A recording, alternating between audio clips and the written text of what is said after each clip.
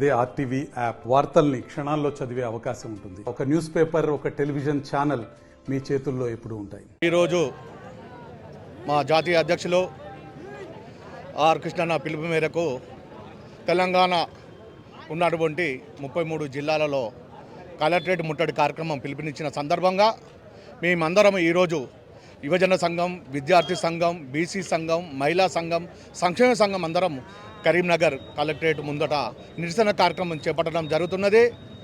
బిడ్డ ఖబర్దార్, రేవంత్ ప్రభుత్వానికి, కాంగ్రెస్ ప్రభుత్వానికి హెచ్చరిస్తున్నాం. మా పిల్లలతో చెలగాట మాడితే ఊరుకునే లేదని చెప్పి తెలియజేసుకుంటున్నాం. బకాయి పడ్డ ఫీజులు వెంటనే విడుదల చేయాలి.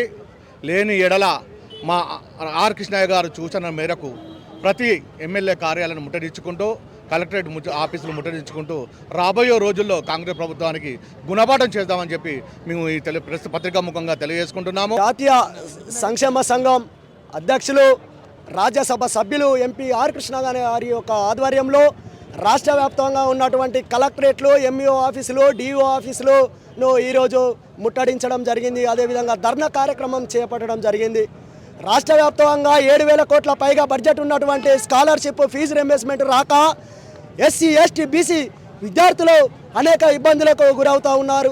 అదేవిధంగా పై చదువులకు వెళ్ళలేక మరి విద్యకు దూరమవుతున్నటువంటి పరిస్థితి రాష్ట్ర వ్యాప్తంగా కనిపిస్తూ ఉంది.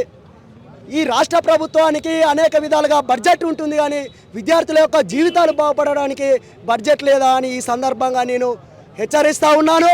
అదేవిధంగా ప్రశ్నిస్తూ ఉన్నాను.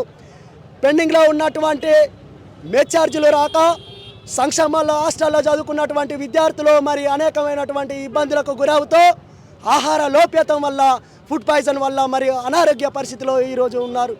మరి ఈ విద్యార్థుల యొక్క భవిష్యత్తును పట్టించుకున్నటువంటి అవసరం ఈ రాష్ట్ర ప్రభుత్వం దగ్గర ఉందా లేదా అని నేను అడుగుతా ఉన్నాను.